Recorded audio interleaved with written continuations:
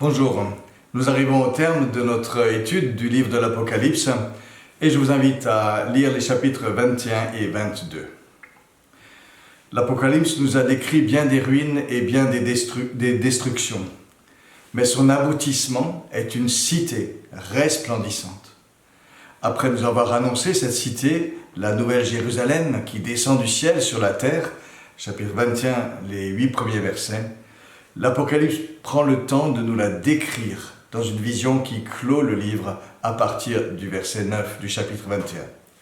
Et cette vision finale fixe en quelque sorte les dimensions de notre espérance, nous en donne l'ampleur, nous en dit la beauté. Une particularité doit être relevée pourtant, on décrit la ville avec force détail, mais très peu ses habitants.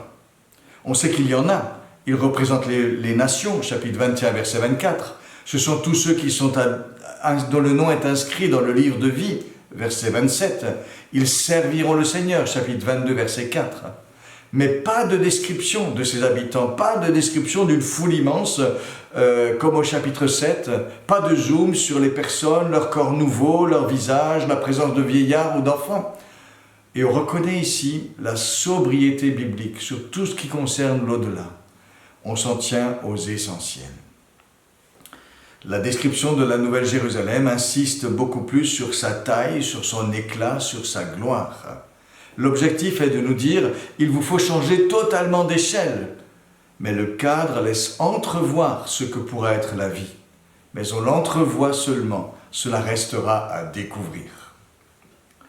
Pourtant, la Nouvelle Jérusalem se compose bien de personnes.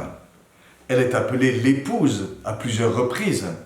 C'est une désignation collective, comme la grande prostituée qui, elle, désignait l'ensemble de la société sans Dieu.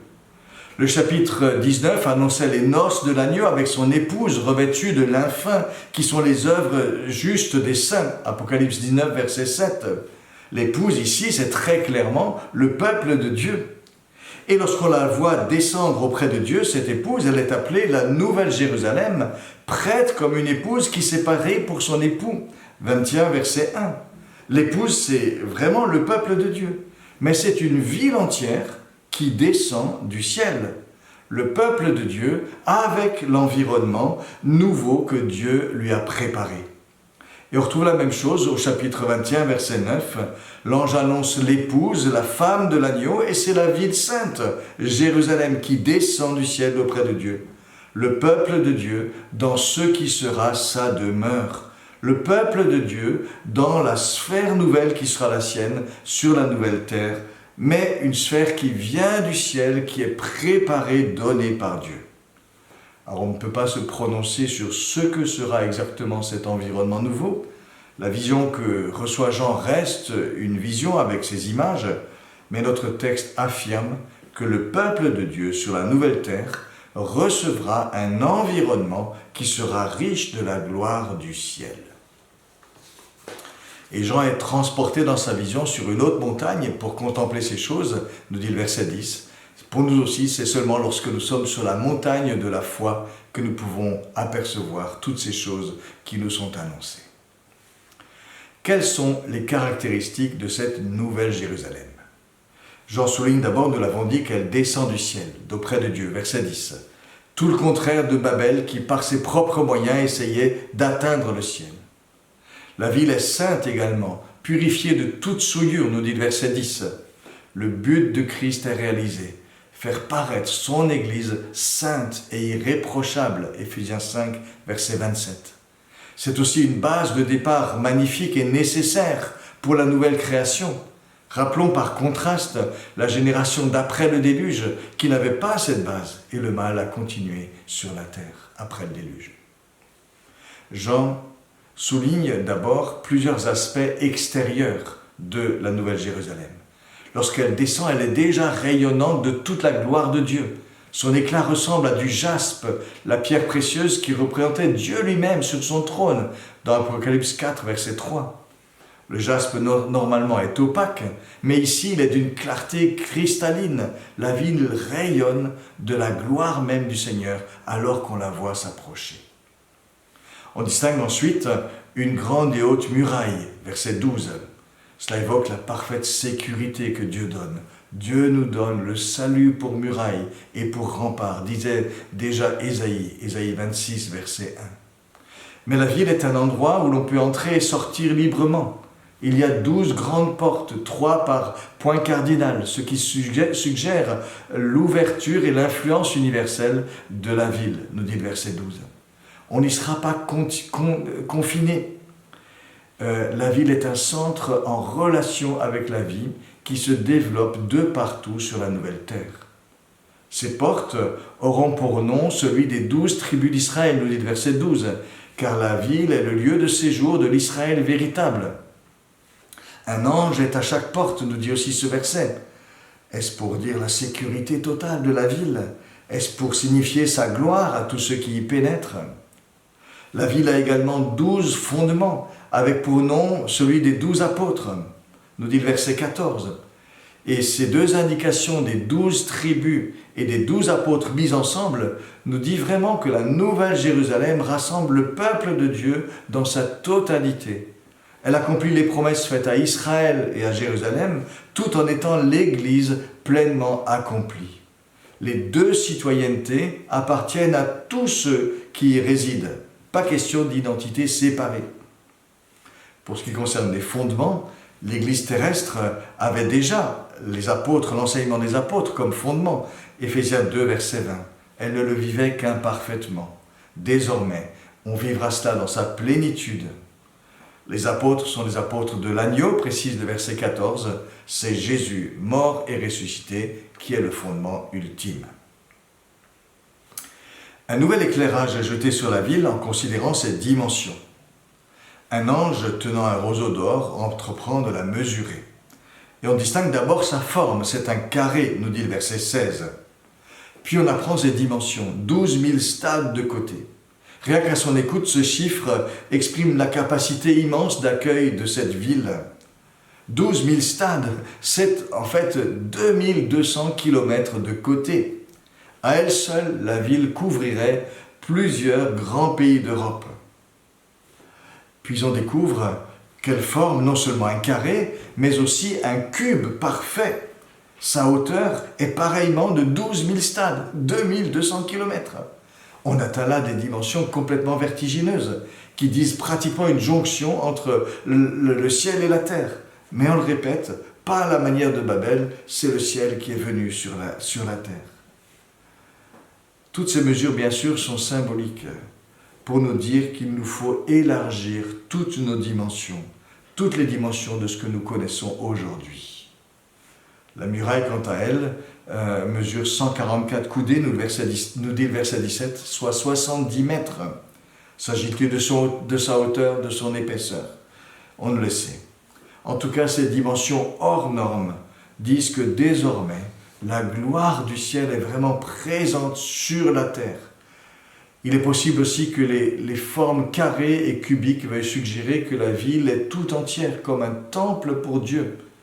Les visions d'Ézéchiel utilisaient le carré pour le temple et pour la Jérusalem à venir, Ézéchiel 40 à 48, et le lieu très saint construit par Salomon avait une forme cubique, 1 Roi 6, verset 20. Non seulement la ville a des dimensions hors normes, mais ses matériaux expriment une richesse et un éclat incomparables. La muraille est de jaspe, nous dit le verset 18, et le jaspe renvoie à Dieu pour dire que c'est lui et son salut qui forment vraiment la protection de la ville. Mais la ville elle-même est d'or pur, semblable à un verre pur, dit le verset 18.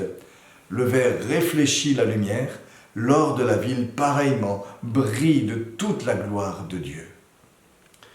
Le verre pur décrit aussi l'espace devant le trône de Dieu au chapitre 4.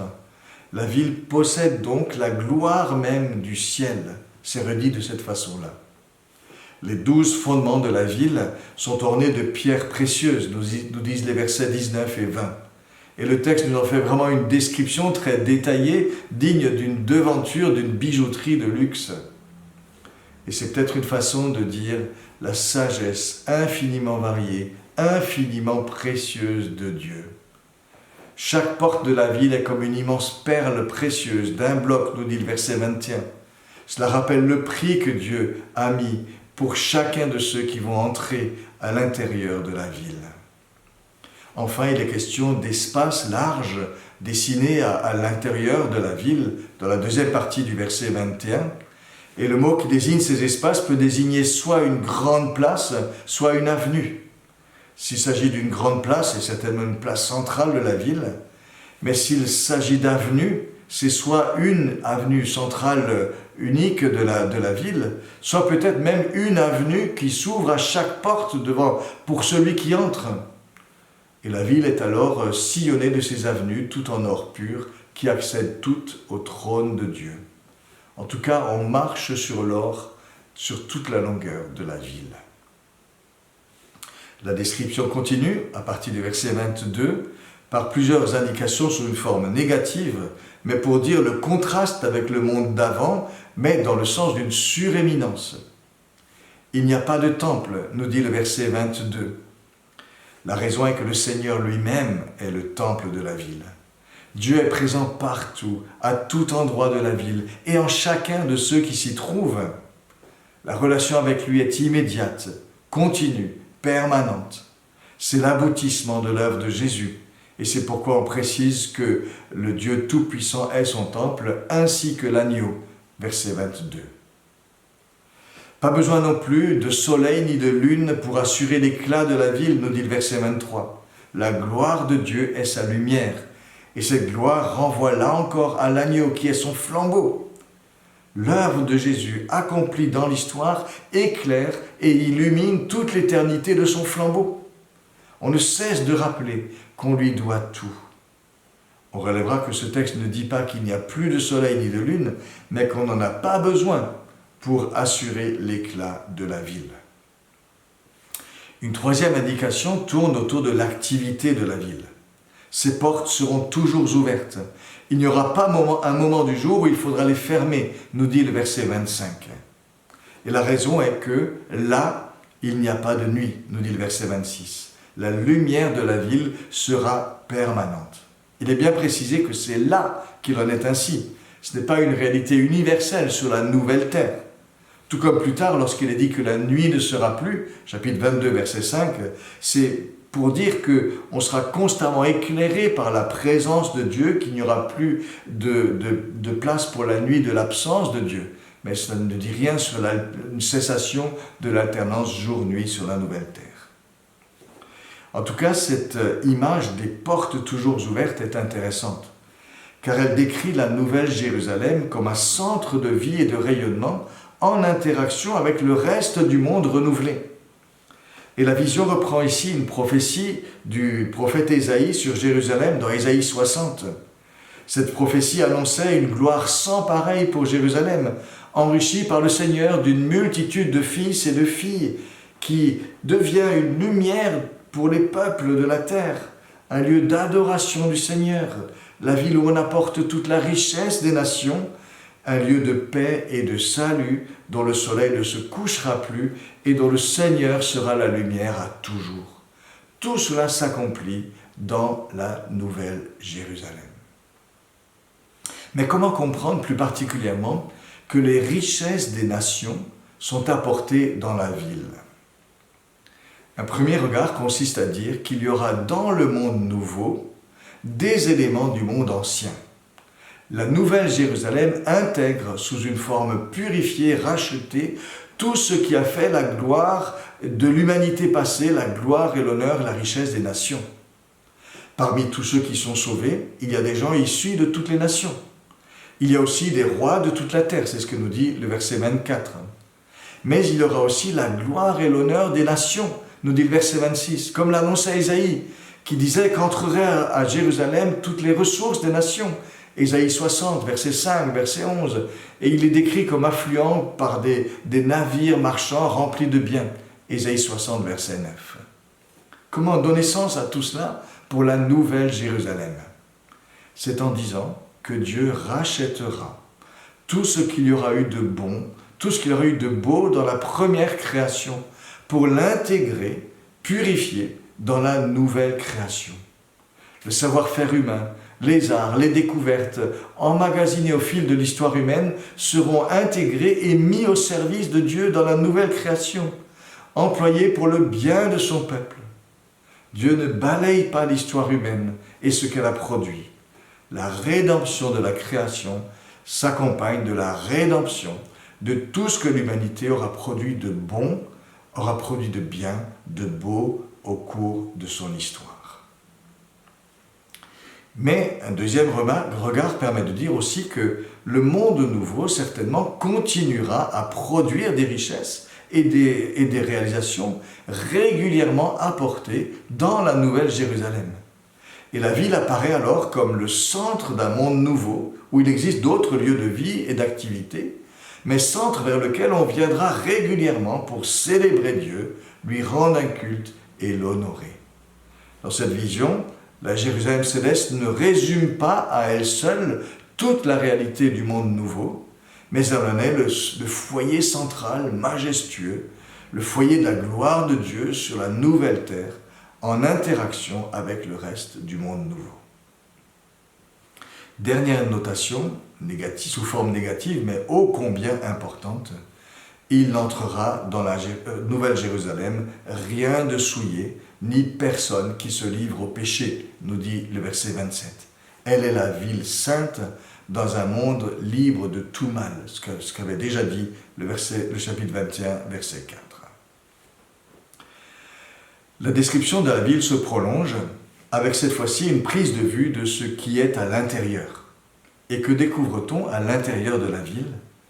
À l'intérieur de la ville, il y a des rappels du jardin d'Éden, avec le fleuve de l'eau de la vie et l'arbre de vie, nous dit chapitre 22, versets 1 à 2.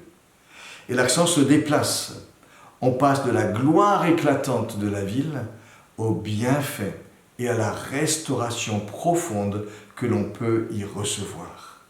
Le mot-clé est ici le mot de vie. La gloire de la Nouvelle Jérusalem n'est pas uniquement l'éclat de son rayonnement, c'est aussi le renouvellement et le bienfait intérieur qu'elle apporte. Le fleuve est le symbole de la vie éternelle, donnée et renouvelée par Dieu. Bien des textes de la Bible utilisent l'image de l'eau pour dire le renouvellement qu'apporte la relation avec Dieu. Le juste est comme un arbre planté près des courants d'eau, Jérémie 17, comme un jardin arrosé, Ésaïe 58. Le Seigneur annonce l'action de son esprit comme l'eau qui abreuve un sol altéré, Ésaïe 44. Et Jésus promet, comme don de Dieu, une eau qui désaltère vraiment et qui devient source de vie pour celui qui la reçoit jusqu'en la vie éternelle, Jean chapitre 4. Le prophète Joël avait annoncé qu'une source sortirait de la maison de l'Éternel, Joël 4, verset 18. Et Ézéchiel avait repris ce thème en décrivant un torrent qui sort du temple et qui devient un fleuve, qui coule jusqu'à la mer morte et qui assainit la mer morte. Et sur les bords de ce fleuve, disait Ézéchiel, poussent des arbres dont les fruits donnent de la nourriture et dont les feuilles servent de remède. Ézéchiel chapitre 47. Tout cela exprime le renouvellement qu'apporte le Seigneur par sa présence, par l'action de son esprit, par son action profondément vivifiante. Le fleuve récapitule tous ces thèmes. Il sort du trône de Dieu et de l'agneau. Le Seigneur lui-même, Père et Fils, est la source de ce don apporté par l'Esprit Saint. Apocalypse 21, verset 2. L'eau est transparente comme le cristal, aucune impureté ne vient la troubler. Comment visualiser ce fleuve et ses rives ? Sur chacune des rives, nous est-il dit, se trouve l'arbre de vie. Apocalypse 21, verset 2. Le mot est au singulier, l'arbre de vie, mais c'est un nom collectif. Il désigne plusieurs arbres, puisqu'il y en a sur chaque rive. Dans le jardin d'Éden, l'arbre de vie était un exemplaire unique. Ici, semble-t-il, il est multiplié, comme dans la vision d'Ézéchiel, qui voyait toutes sortes d'arbres sur les bords du fleuve, servant de nourriture et de remède. Ézéchiel 47, verset 12. Et Jean semble ici les identifier tous à l'arbre de vie. Autrement dit, la nouvelle création est plus riche que la première. Où situer le fleuve? S'il est question au chapitre 22, verset 2, d'une place centrale, à ce moment-là, le fleuve traverse la place centrale. Mais s'il est question d'une large avenue qui mène au trône, à ce moment-là, le fleuve se trouve sur la partie centrale de l'avenue, sur toute sa longueur. Et il faut alors se présenter cette large avenue tout en or, avec en son centre une coulée verte, avec ce fleuve et ses rives pleines d'arbres de la vie, tout au long. Ceux qui imaginent 12 avenues convergentes à partir de chaque porte jusqu'au trône de Dieu, imaginent ce même modèle. En tout cas, cela renouvelle complètement l'image de ce qu'on appelle la plus belle avenue du monde. L'image dit que celui qui marche dans la Nouvelle Jérusalem bénéficie à la fois de la gloire éclatante de la ville et du rafraîchissement qu'apporte la communion avec Dieu par son esprit.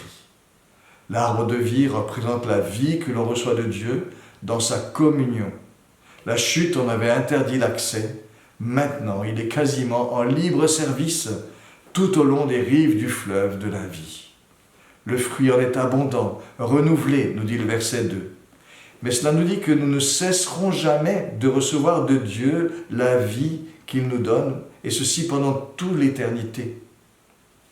La mention de la guérison des nations renvoie non pas à une douleur ou à un mal qui surviendrait encore sur la nouvelle terre, mais plutôt à la mémoire du mal et de ses conséquences.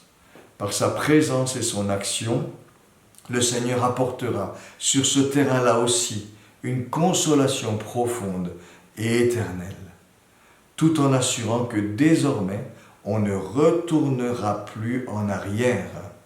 Il n'y aura plus d'anathème, nous dit le verset 3, c'est-à-dire plus de malédiction, comme cela avait été le cas après la chute. La fin du passage décrit l'activité du peuple de la ville. Elle s'organise autour du trône de Dieu et de l'agneau qui est dans la ville, on le précise bien, chapitre 22, verset 3, après qu'on l'a vu au ciel au chapitre 4. C'est-à-dire une présence de Dieu parmi son peuple totalement inédite. Et tout est vécu autour de cette présence du Seigneur. On le sert, on voit sa face, et son nom est inscrit sur tous les fronts, versets 3 et 4. Ça ne signifie pas qu'on se contente de chanter des cantiques dans une attitude de contemplation. Servir Dieu, lui rendre un culte, peut se faire par toutes sortes d'actions, avec le souci, dans ce que l'on fait, de glorifier le Seigneur. Ce service se vit dans le bonheur d'une communion personnelle et intense. Ils verront sa face, dit le verset 4. Chacun appartiendra totalement et sans réserve au Seigneur. Son nom est sur tous les fronts. Et tout cela se vit dans une lumière permanente, sans ombre, sans nuit, baignée de la bénédiction de Dieu, nous dit le verset 5. Et c'est définitif, ils régneront au siècle des siècles. L'humanité participe à la gloire de Dieu, elle peut vivre en plénitude dans l'harmonie de son Créateur, de son Seigneur, et ceci au siècle des siècles. C'est grandiose. La fin du livre atteste la véracité de ce que Jean a vu, verset 6, et souligne que le temps est proche, verset 7, verset 10, dans la perspective de Dieu, c'est tout proche. Recevoir une telle révélation doit aussi amener à pratiquer de plus en plus la justice, à chercher de plus en plus la sainteté, même si d'autres s'enfoncent dans le mal et l'injustice. C'est ce que précise le verset 11. Dès aujourd'hui, il nous faut laver nos robes, être purifiés par Christ et nous purifier par notre vigilance à bien faire, pour avoir droit à l'arbre de vie et pour entrer dans les portes de la ville. Et c'est ce que nous dit le verset 14. Mais le Seigneur est l'alpha et l'oméga, le commencement et la fin. C'est notre assurance, nous dit le verset 13. C'est lui notre espérance, l'étoile brillante qui annonce le matin, nous dit le verset 16. Mais il faut nous attacher à tout ce qui a été révélé, sans rien y ajouter, sans rien n'y retrancher, nous disent les versets 18 et 19. Et le livre se termine par une double invitation.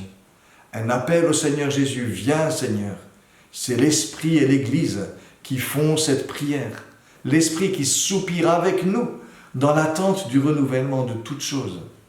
Et le Seigneur invite à son tour que celui qui a soif vienne, que celui qui veut de l'eau prenne de l'eau de la vie gratuitement. Verset 17. C'est l'Évangile encore, dans toute sa générosité. La prière de l'Église, en tout cas, sera exaucée. Celui qui atteste ces choses dit « Oui, je viens bientôt ». C'est le verset 20. Et c'est pourquoi nous continuons à prier avec confiance, ardeur dans l'espérance. Amen. Viens, Seigneur Jésus.